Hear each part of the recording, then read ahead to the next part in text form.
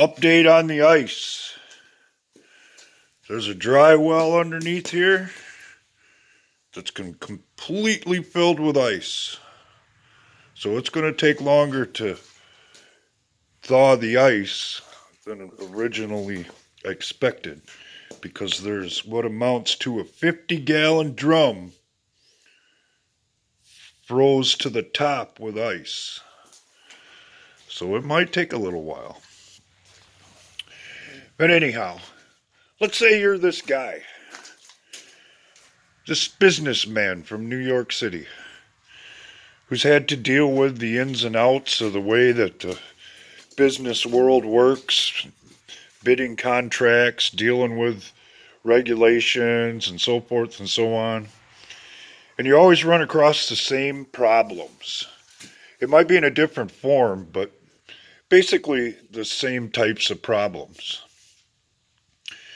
And you go through your career building things up, watching some things fall down, because the more things you try, the more mistakes are going to happen. Not everything goes perfectly. And you end up running for office. And let's say you happen to be in the hotel business. And in the hotel business, it's all about service. And in the service industry, the customer comes first. And that's what we as American citizens are. We are basically staying in this giant hotel called the United States of America. And the hotel, while we're its guests, they're supposed to be looking out for us, instead of swindling us out of everything they can at every turn. That's how a monopoly works. That isn't how a customer service-based industry works. So the reason I'm making this little sideways analogy is because the same process for pulling the engine out of your car that you drive today applies to this old Pontiac. Granted, are there different procedures involved, and you might have to do some more work than you would do when working on something like this? Definitely.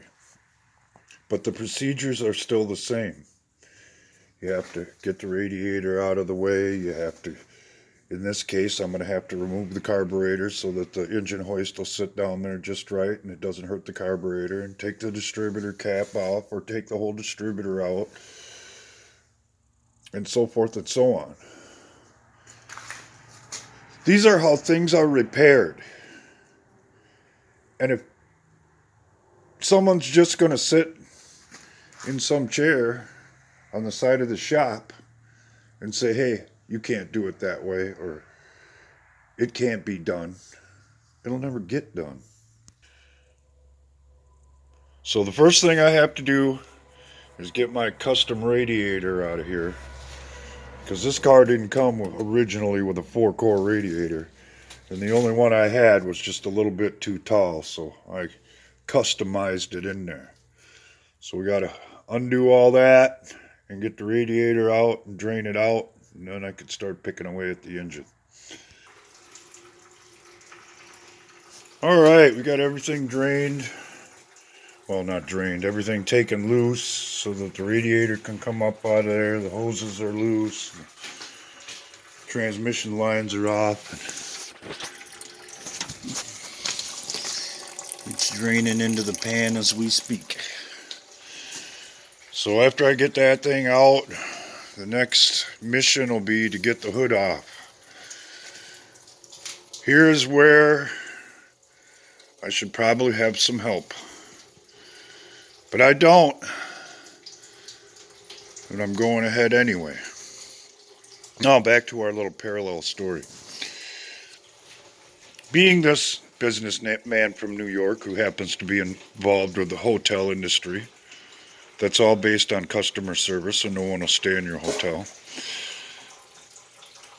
He has dealt with this kind of situation before.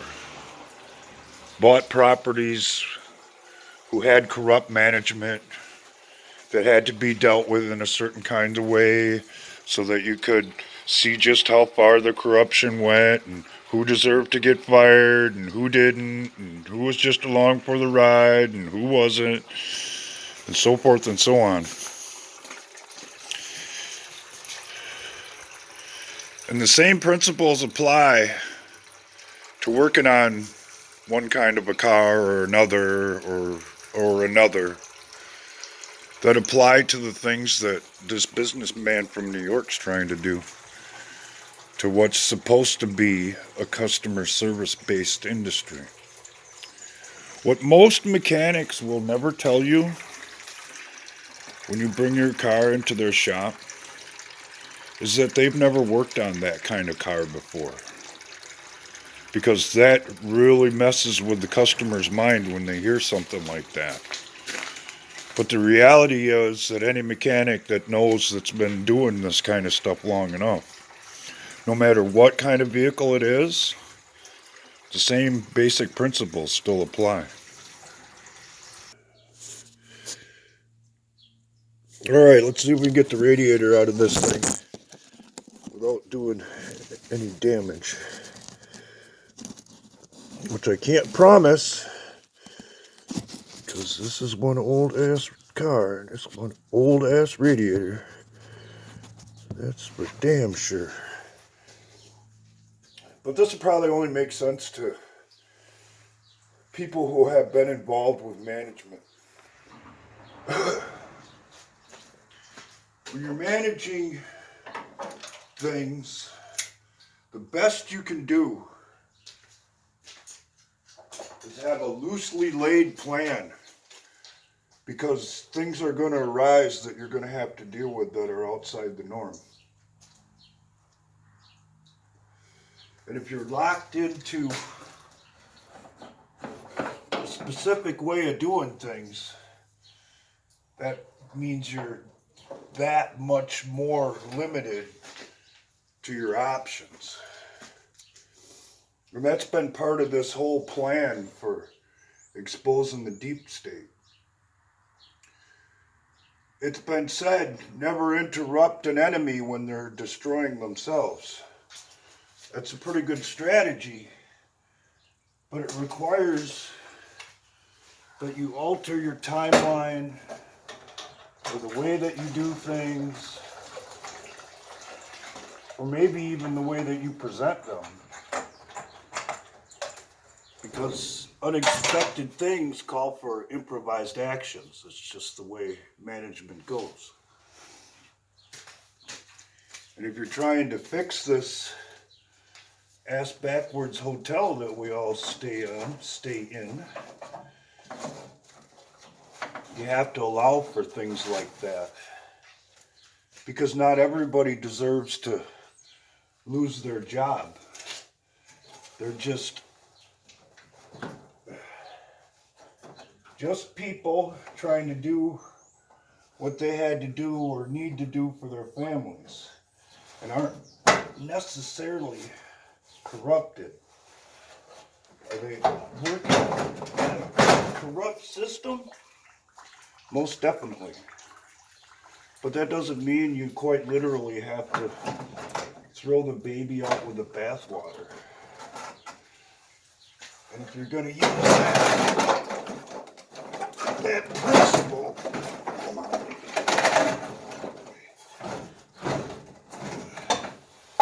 uh-oh.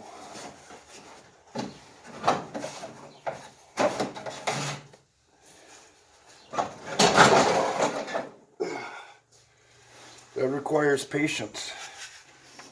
It requires to adjust accordingly for things that come up when they come up, because you don't know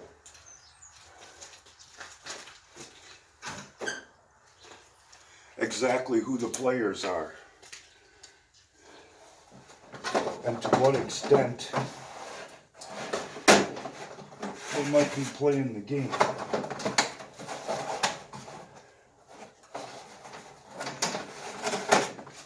So I have a feeling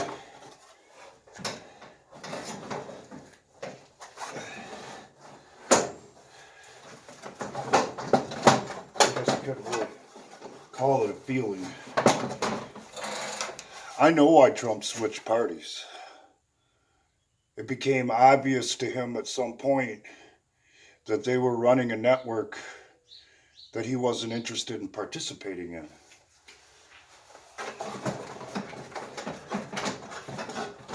So he became a Republican.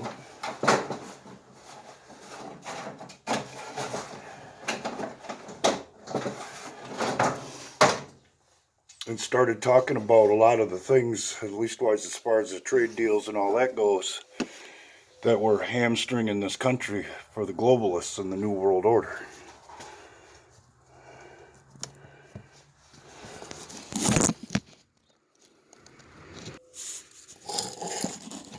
So what should we take away from that? There's way more to this than meets the eye. And buying into somebody else's version of the way it goes when we haven't ever been involved in such things,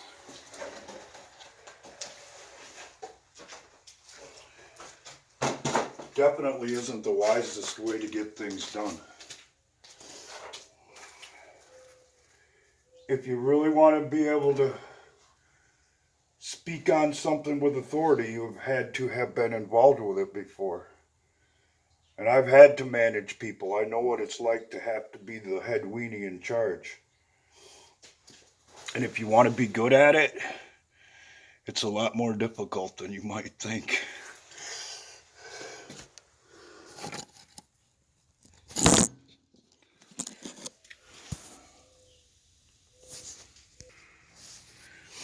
All right, the last part of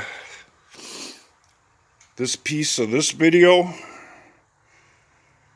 is going to be get the hood off of it. And I'll let you watch me struggle with the hood. It should be fun.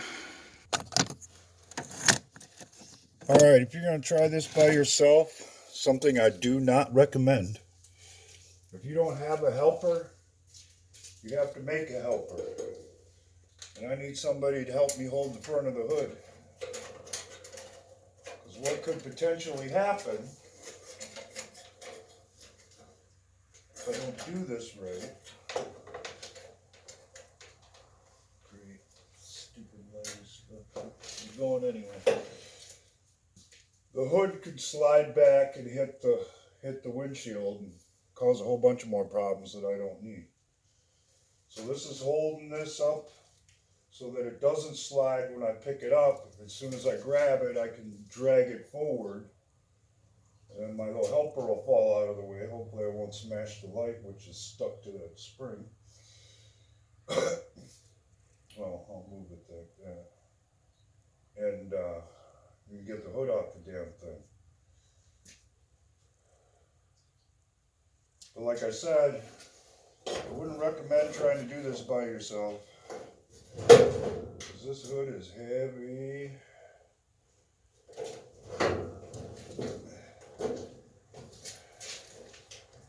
And the potential for something to go wrong lurks at just about every minute. But do it right. And take time to plan ahead a little bit. Might not be so bad.